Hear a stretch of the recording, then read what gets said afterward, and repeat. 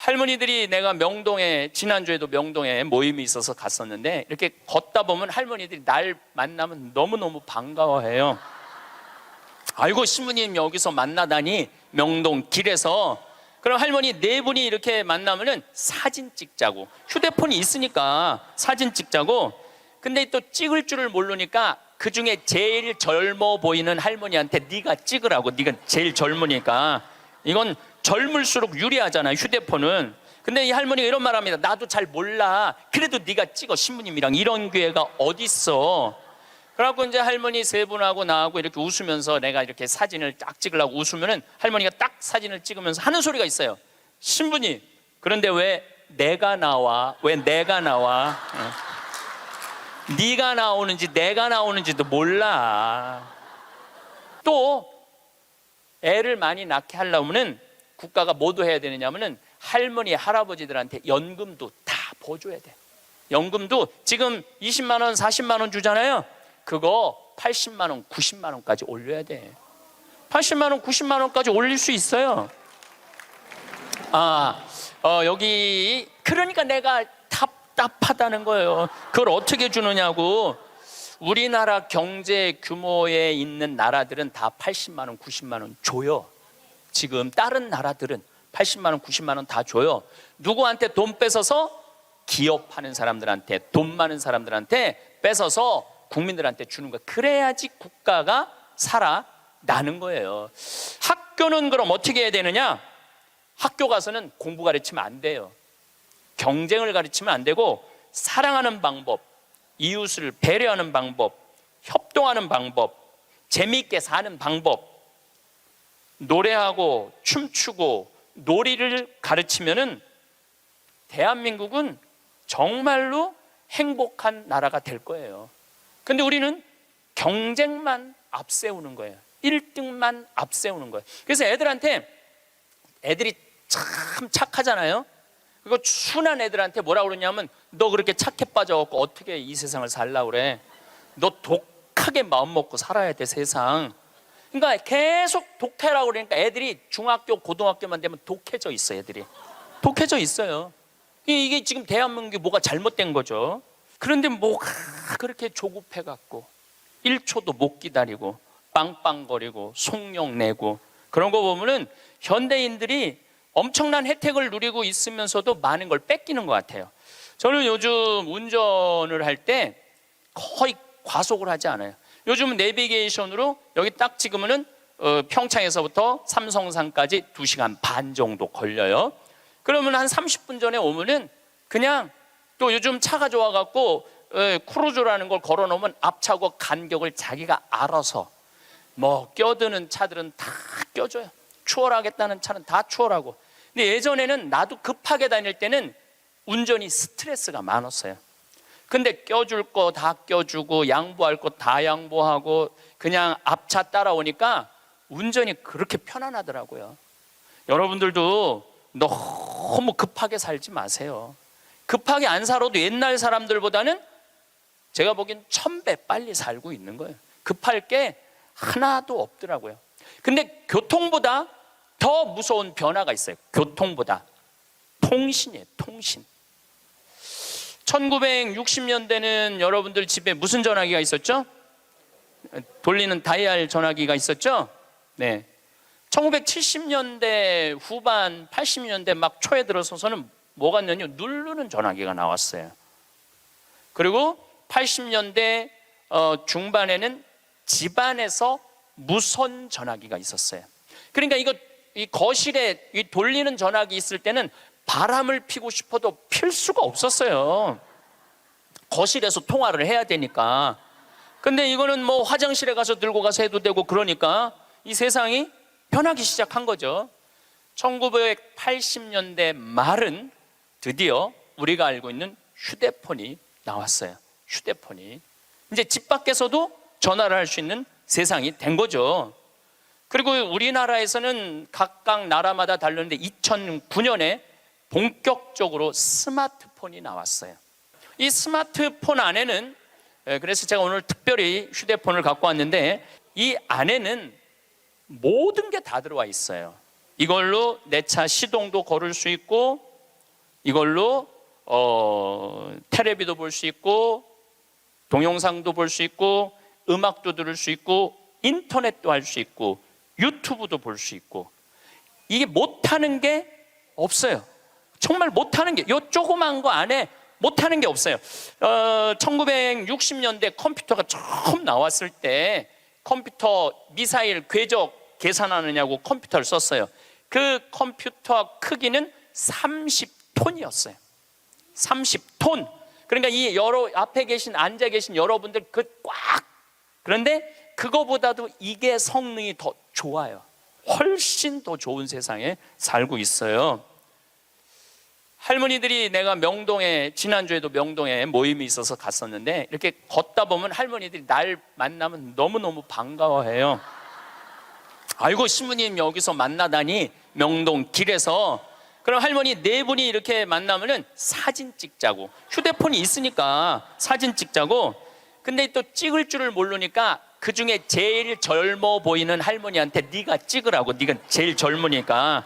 이건 젊을수록 유리하잖아요, 휴대폰은. 근데 이 할머니가 이런 말 합니다. 나도 잘 몰라, 그래도 네가 찍어, 신부님이랑. 이런 기회가 어딨어. 그래갖고 이제 할머니 세 분하고 나하고 이렇게 웃으면서 내가 이렇게 사진을 딱 찍으려고 웃으면은 할머니가 딱 사진을 찍으면서 하는 소리가 있어요. 신부님, 그런데 왜 내가 나와? 왜 내가 나와? 네가 나오는지 내가 나오는지도 몰라.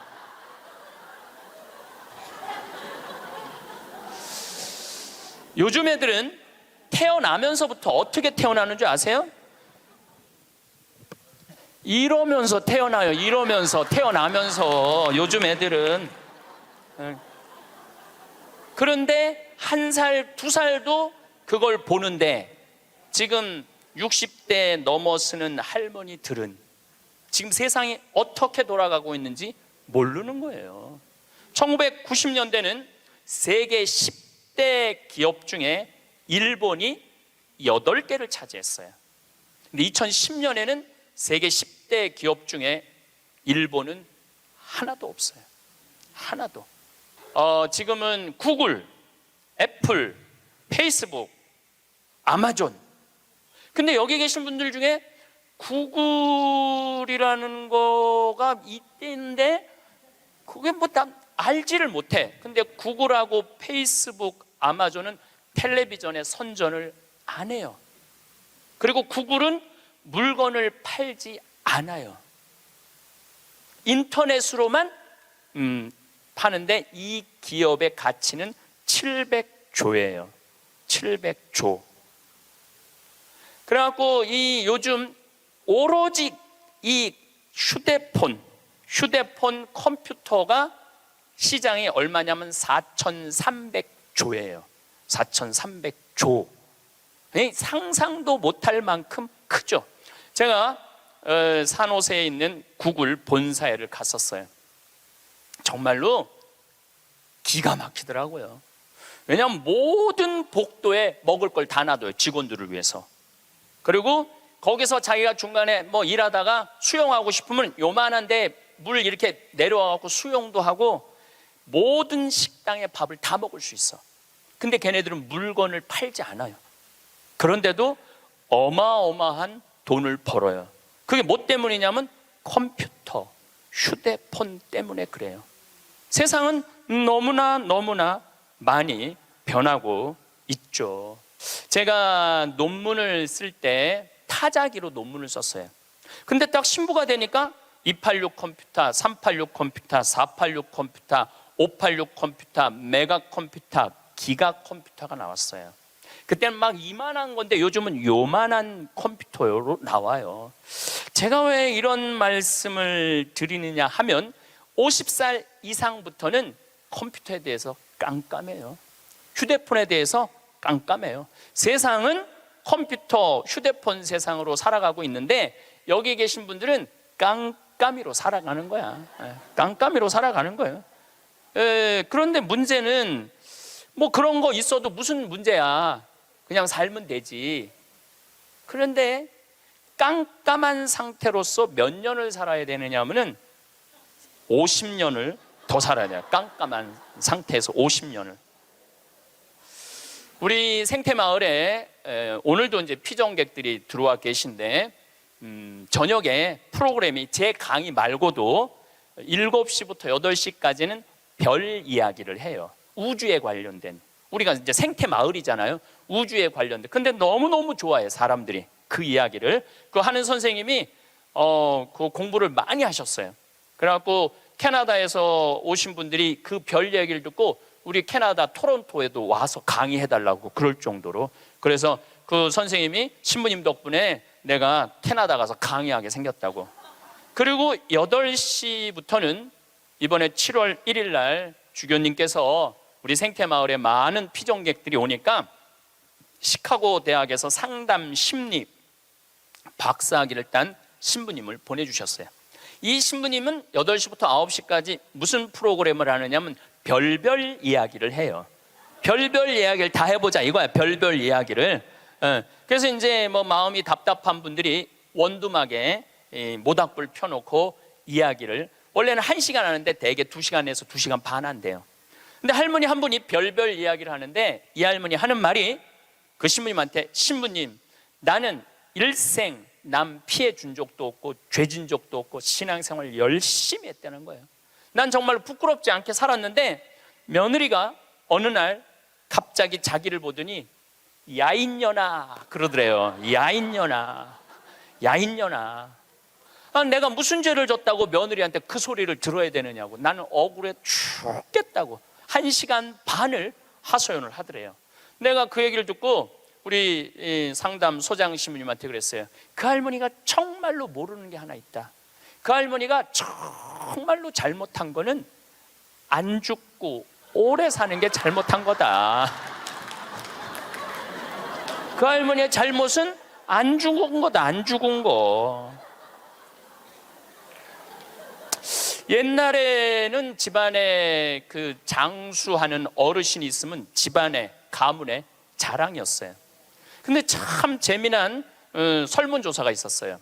명문대학교야. 명문대학교 학생들한테 물어봤어요. 10년 전에 부모님이 몇 살까지 살기를 원하느냐고. 근데 10년 전에 명문대학 학생들이 답을 했는데 65세. 부모님이 65세까지 살았으면 좋겠다는 거예요. 근데 또 5년 후에 또 조사를 해봤어요. 똑같은 신입생들한테 부모님들이 몇 년 더 살았으면 좋겠느냐고. 그랬더니 5년 전에는 63세로 줄어들었어요. 부모님이 63세까지 살았으면 좋겠다는 거예요. 근데 얼마 전에 또 똑같은 설문조사를 신입생들한테 했더니 몇 살까지 살았으면 좋겠냐고 그랬더니 60살까지 살았으면 좋겠다는 거예요. 다시 말해서 여기 계신 여러분들은 다 죽어야 돼. 애들의 바람이라면은 다 죽어야 돼. 그런데 부모님 생각하고 자식 생각하고는 너무너무 다른 거예요. 부모님은 손자도 보고 싶고 증손자도 보고 싶고, 그런데 자식들은 다 키웠고 할 일 다 했으니까 죽어라 이거예요. 죽어라. 제가 왜 비행기 얘기도 하고 휴대폰 얘기도 했느냐 하면 세상은 너무나 많이 변하고 있어요. 그런데 누가 세상의 변화를 못 읽느냐 하면 여기 계신 50대, 60대, 70대 되신 분들이 세상이 어떻게 돌아가는지 모르고 있는 거예요. 그게 큰 문제라는 거예요. 그걸 세상이 돌아가는 걸 알면 대처를 할 텐데 세상 돌아가는 거에 대해서 알지를 못하니까 야인년아 이 소리를 듣는 거예요. 그러니까 여러분들 며느리한테 야인년아라는 소리 안 들으려면 어떻게 하면 좋아? 아니지, 죽으라는 얘기가 아니야.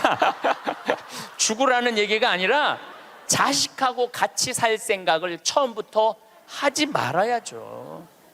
왜 자식하고 같은 집에서 살아요? 그러니까 그런 마음으로 인생을 바라봐야 된다는 거예요. 그런데 아마 2040년에는 아마 제 생각에는 아이를 거의 낳지 않을 거예요.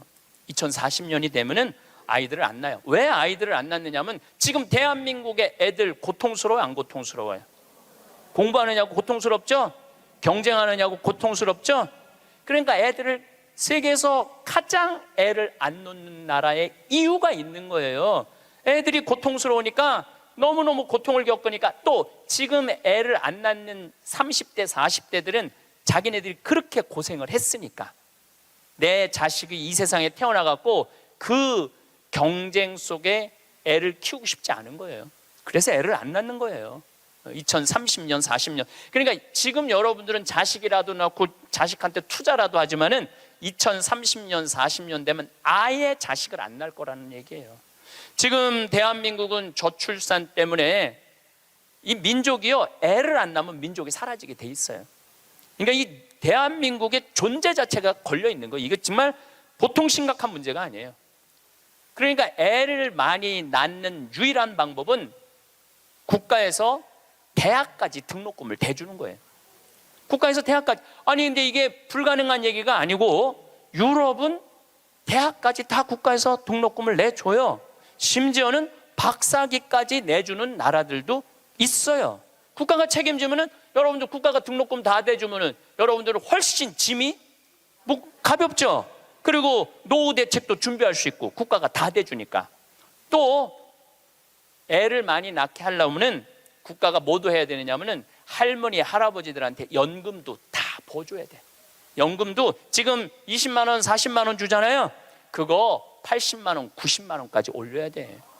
80만 원 90만 원까지 올릴 수 있어요. 여기 그러니까 내가 답답하다는 거예요. 그걸 어떻게 주느냐고. 우리나라 경제 규모에 있는 나라들은 다 80만 원 90만 원 줘요. 지금 다른 나라들은 80만 원 90만 원 다 줘요. 누구한테 돈 뺏어서?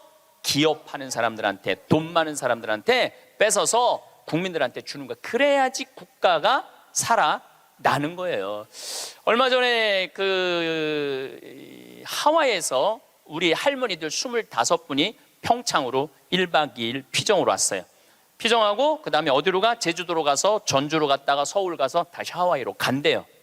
그러면은 그 할머니들이 그렇게 비행기 값 내고 그렇게 일주일, 2주일 한국에 여행 오는 이유가 뭐냐면 하와이는 다른 미국보다 하와이하고 알래스카는 연금을 많이 줘요. 거의 90만 원, 100만 원, 110만 원까지 준다고 그러는 것 같아요. 하와이는. 근데 이 할머니들이 돈을 안 쓰고 가만히 있어갖고 통장에 3만 달러가 넘잖아요. 그러면 다음에 연금을 줄여요. 이 할머니는 돈이 필요 없나 보다. 그래갖고 연금을 줄여. 그러니까 이 할머니들은 돈이 나오면 그거 모아갖고 다 써야 돼. 근데 미국에 간 우리나라 하와이 할머니들도 이제 똑똑해갖고 그런 할머니들도 있지만 자식들한테 돈 안 줘요. 그거 다 써갖고 다 써. 그러니까 한국도 출산율을 높이는 방법은 뭐냐 하면은 애들 등록금 다 대주고 그 다음에 할머니들 할아버지들 연금 다 대주면은 아니 애 낳으면 국가에서 등록금 대주고 그 다음에 늙으면 국가에서 용돈 주는데 애를 안 낳을 이유가 뭐가 있어? 애가 얼마나 사랑스러운데. 애기가 사랑스럽지 않아요? 아주 쉬운 일이야. 저 신부님 참 답답한 얘기하네. 돈이 어디 있어서 그런 걸 하느냐고. 여러분들 내가 조금 전에 교도소 아주 굉장히 높은 분을 만나고 왔는데 교도소에 죄수 한 명 1년에 돌보는 데 들어가는 돈이 2,500만 원이래. 2,500만 원. 일주일에 한 번씩 고기 80년대부터 나왔대. 그리고 요즘 보리가 비싸갖고 다 쌀밥 준대. 보리가 비싸갖고. 그러면은 2,500만 원을 들여갖고 그 사람들을 감옥에다가 집어 넣는 게 낫느냐? 그 사람들 한 달에 200만 원씩 줘가면서 이 세상에서 건강하게 사느냐? 그게 어디가 좋을 것 같아요? 뭐가 좋을 것 같아? 세상에 나와갖고 한 달에 200만 원씩 국가가 줘갖고 쓰는 게 나라 경제에도 도움이 되는 거예요. 우리가 이 자본주의 국가, 민주주의 국가에서 돈을 아낀다고 이게 국가가 돌아가는 게 아니에요. 옛날에 못 먹고 못 살 때는 아껴야지. 근데 지금 대한민국은 돈이 흘러 넘쳐요. 이거를 골고루 온 국민들한테 다 보내야 돼. 근데 첫 번째 보내는 건 교육비 전액 국가가 부담하는 거예요. 두 번째는 할머니 할아버지들 국가가 책임지는 거예요. 그러면은 나라는 잘 돌아가게 있어요. 죄도 없어지고 범죄도 없어지고. 학교는 그럼 어떻게 해야 되느냐? 학교 가서는 공부 가르치면 안 돼요. 경쟁을 가르치면 안 되고 사랑하는 방법, 이웃을 배려하는 방법, 협동하는 방법, 재미있게 사는 방법, 노래하고 춤추고 놀이를 가르치면은 대한민국은 정말로 행복한 나라가 될 거예요. 근데 우리는 경쟁만 앞세우는 거예요. 1등만 앞세우는 거예요. 그래서 애들이 참 착하잖아요.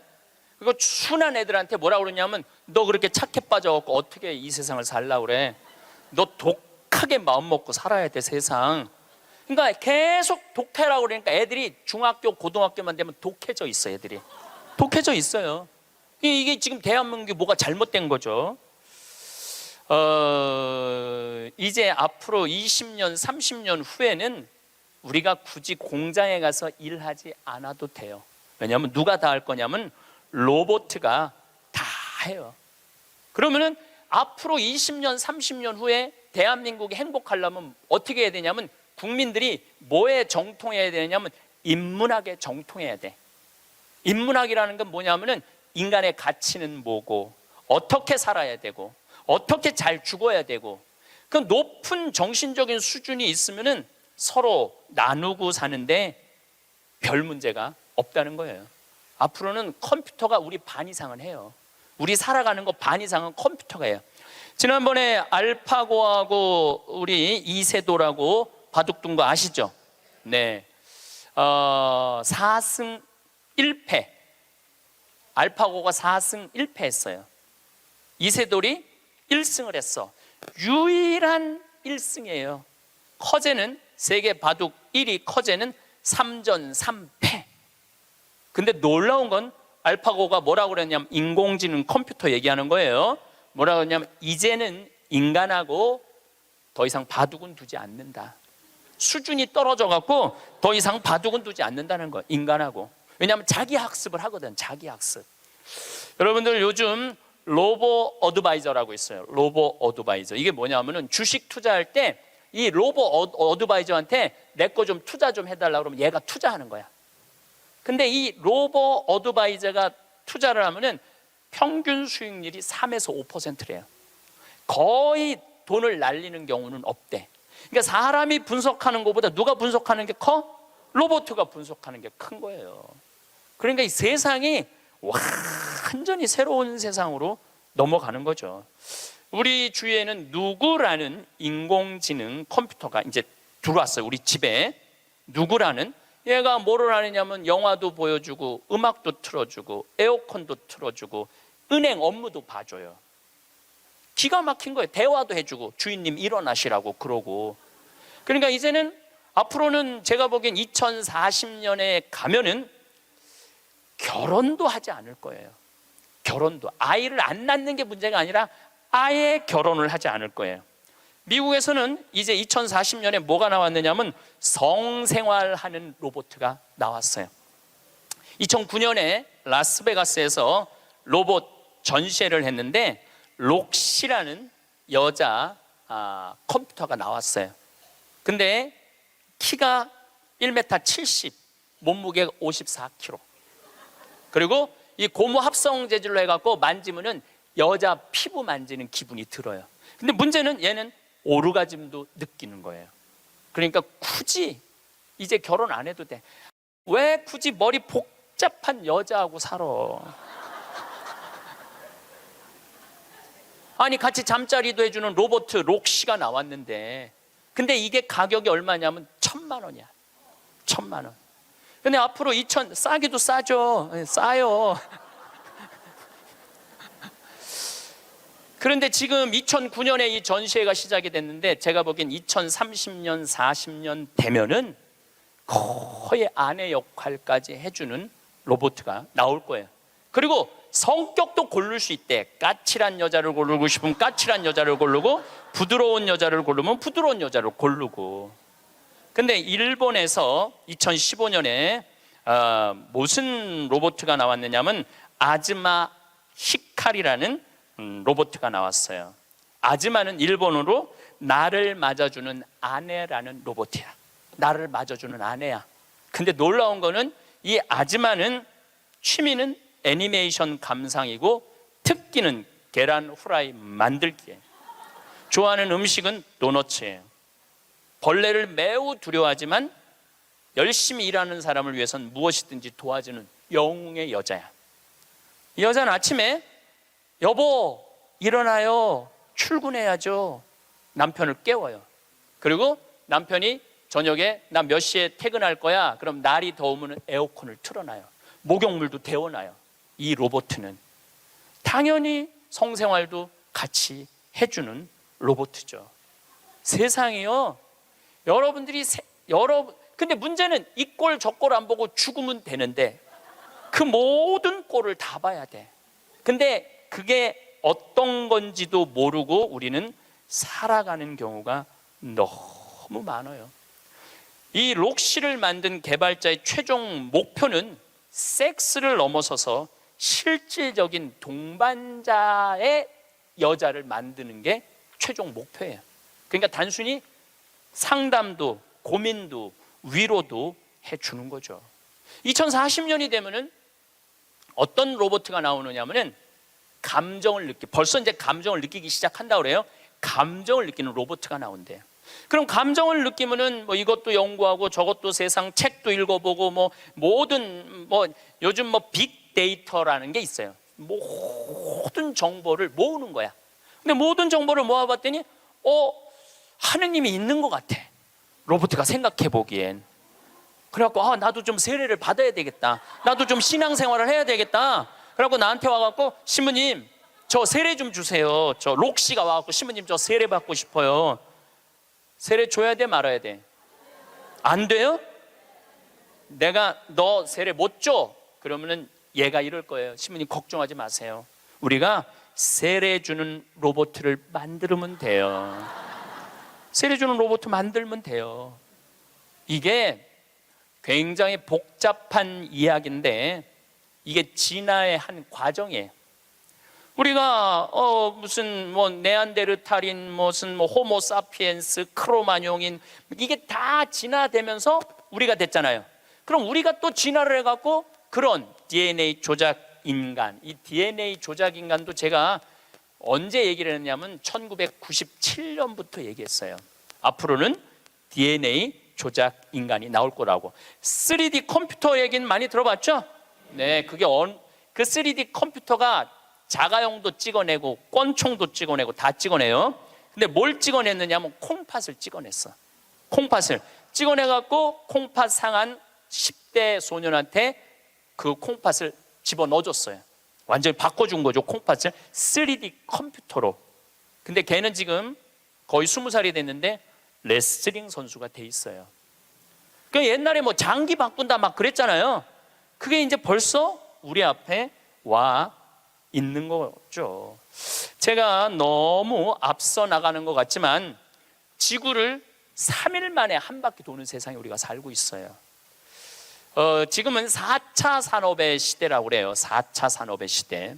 1차 산업은 뭐냐면은 증기기관, 와트가 실린더 증기 막 보일러 막 끓여갖고 증기가 해갖고 실린더 피스톤 왔다 갔다 해갖고 증기기관. 그래서 증기기관 배, 증기기관 기차 이런 거 생긴 게 1차 산업이에요. 2차 산업은 에디슨이 전기를 발명했어요. 전기. 그래갖고 지금 이거 다 전기의 혜택 아니에요. 지금 우리가 전기 없으면은 한순간도 못 살 거예요. 여러분들 냉장고, 밥하는 거, 뭐든지 세탁기 다 뭘로 돌려? 전기로 돌려요. 그런데 1980년대부터 본격적으로 이제는 누구의 시대가 왔느냐면 컴퓨터 시대가 왔어요. 거기에 혁신적인 사람이 벌써 죽었지만 스티브 잡스라는 사람이에요. 이제는 컴퓨터가 이제 끝나갖고 인공지능이 와갖고 이제는 4차 산업의 시대로 접어들고 있어요. 4차 산업. 4차 산업의 시대는 우리 인간하고 DNA 조작 인간하고 그 다음에 인공지능 인간하고 공유하는 세상이 온다는 거예요. 공유하는 세상이, 완전히 새로운 세상이 펼쳐지죠. 그 며칠 전에 우리 동창 신부 25주년이라 미사 같이 봉헌을 했어요. 내가 너무너무 사랑하는 동창 신부라 분당에 가갖고, 근데 또 같은 신부님이 와갖고 얘기를 하는데 자기가 오스트리아 대사가 자기를 초청해갖고 오스트리아를 갔는데 아주 시골을 갔대요. 근데 할머니 여섯이서 커피를 이렇게 찻집에서 놓고 토론을 하는데 너무너무 진지하게 토론을 하더래. 근데 뭐 말을 못 알아들으니까 그 대사한테 물어봤대요. 저 지금 무슨 토론하는 거냐고. 할머니 한 분은 철학가의 얘기를 하고, 한 할머니는 음악에 대해서 얘기하고, 한 할머니는 미술에 대해서 얘기하고, 한 할머니는 지금 이 세상에 돌아가는 정치 얘기를 토론을 몇 시간씩 하고 앉아 있다는 거예요. 근데 그거는 저는 뭐 유럽을 다닐 때도 그렇고 미국을 다닐 때도 그렇게 토론한 할머니 할아버지들이 토론하는 모습을 많이 봐요. 또 자식 손자들한테도 그 깊은 얘기를 해줘요. 근데 대한민국의 할머니들을 이렇게 가만히 생각해 보면은 그렇게 토론을 할 수 있는 할머니들이 얼마나 있을까? 이거 물어보고 싶어요. 이제 그냥 밥 먹고 살고 밥 먹고 사는 세상은 지났어요. 이제 여러분들은 텔레비에서 말하는 인문학은 그 젊은 사람들 게 아니고 배운 사람들 게 아니야.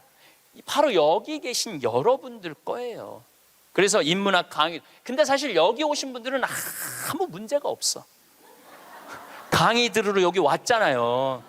이 긴 시간 뭔가 듣는 여러분들은 정신이 깨죠. 정신이 깨요. 근데 듣지도 않고 변화에 대해서 들여다보지 않는 분들은 참 답답한 거예요. 그 시대는 변하는데 나만 안 변해. 그 시대는 변하는데 나만 안 변하는 사람들을 내가 이번에 미국 가서 보고 왔어요. 미국에 가보니까 70년대 이민 간 분들은 70년대 한국만 생각해. 80년대 이민 간 분들은 80년대 한국만 생각해. IMF 때 쫄딱 망했을 때 이민 간 분들은 그때만 생각을 해. IMF 우리가 탈출한 지가 얼만데. 그러니까 70년대 이민 간 분들 얘기를 들어보면 폰이 미국으로 수출했거든요. 그러면 미국의 길에 서 있는 건 다 폰이라는 거야. 그거 무슨 깡통 찌그러뜨려 갖고 폰이를 만들어 갖고 수출을 했다고 그래요. 그러니까 자기는 한국차 안 산다는 거예요. 근데 폰이 만든 지가 언젠데 아직 폰이 얘기를 해. 한국에 폰이도 없는데. 그리고 내가 우리나라 차들을 타보면은요, 벤츠, BMW 부럽지 않아요. 정말로 차 잘 만들어요. 그런데 70년대 생각만 하는 거예요. 들여다볼 기회가 없으니까. 한국에 30년 동안 안 와봤으니까 그때 얘기만 하는 거예요. 또 이번에 시카고 강의를 갔는데 시카고는 눈이 많이 온대요. 근데 이 시카고는 눈이 오면은 눈 떨어지기 전에 제설차가 기다리고 있다가 눈이 떨어지면 다 친대. 내가 강원도 산다니까 강원도는 제설차가 2대밖에 없지만은 우리는 눈 떨어지기 전에 다 친다는 거예요. 그분은 80년대 이민 간 분이에요. 제가 강원도 평창에서 살잖아요. 평창도 요즘 눈 떨어지기 전에 제설차 기다리고 있다가 떨어지기 전에 다 쳐요. 염화칼슘 뿌리고. 제가 12월 달에 매일 강의 나오잖아요. 거기 눈 많이 와요. 그러면은 새벽에 보면 다 눈 치는 소리가 들려요. 그러면은 운전하고 나오는 거예요. 그러니까 모르는 거지. 들여다보질 않았으니까. 그리고 자기가 옳다고 고집 주장을 피는 거죠. 근데 가만히 내가 미국에 이민 가신 분들을 보니까 이분들은 미국 책도 안 읽고 한국 책도 안 읽더라고. 근데 미국에 이민 간 분들이 대개 경력을 보면 서울대 졸업한 분들 많아요. 영어 할 줄 알아야지 가잖아요. 그런데도 변화에 적응하지 않으니까 못 견디더라고요. 사람은요, 끝도 없이 공부를 해야 돼요. 제가 미국에 가서 이 얘기를 꼭 해요. 우리나라는 버스를 타고 가다가 앞에 데모를 해. 그럼 버스에 뭐라고 떠요? 목적지까지 제 시간에 못 갈 것 같다. 여기 내려갖고 지하철 몇 호선 여기 있으니까 타고 가면은 될 것 같다. 그런 자막이 떠. 그리고 내가 오는 내 차 기다리는 차가 그거 전부 다 뜨죠. 예. 미국은 상상도 못하는 일이에요. 미국은 나라가 커갖고 그렇게 할 수가 없어. 우리나라처럼 이 IT 기술이 잘 돼 있는 나라는 세계에서도 없어요. 다니면 얼마나 답답한지 몰라요. 다른 나라 다녀보면은. 저는 지금 총 60개 나라를 다녔고 미국을 벌써 뭐 10번도 더 왔다 갔다 하고 전 세계를 돌아다녀 보잖아요. 전 세계를 돌아다녀 보면 한국처럼 시스템이 잘 돼 있는 데가 없어요. 한국처럼. 요즘 이제 동계 올림픽 한다고 영동고속도로, 고속도로를 다시 깔았거든요. 제가 오늘도 이렇게 나오면서 이거는 고속도로가 아니야.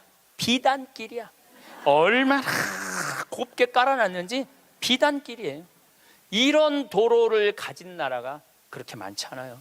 미국도 도로 기가 막히게 잘 깔아요. 걔네들은 정말 상상도 못할 만큼 잘 깔아요. 미국 사람들.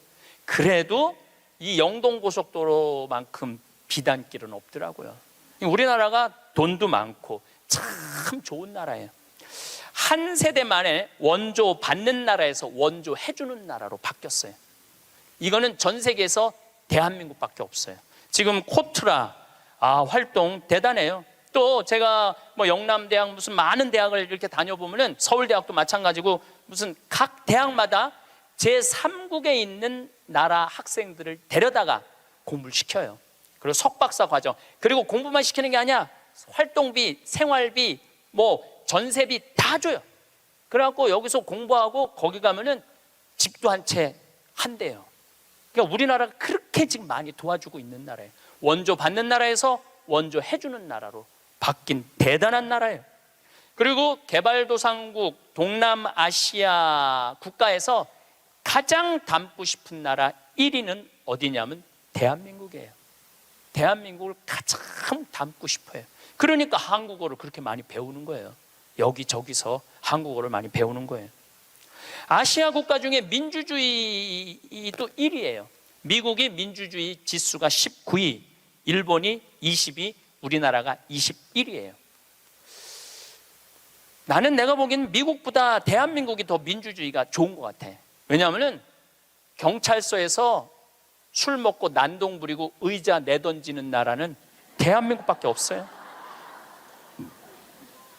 공무원들도 마찬가지예요. 뭐 공무원들 부패 지수가 높다 그러지만은 그 높은 사람들이고, 요즘 젊은 공무원들 그 어려운 시험 봐서 통과한 공무원들은요.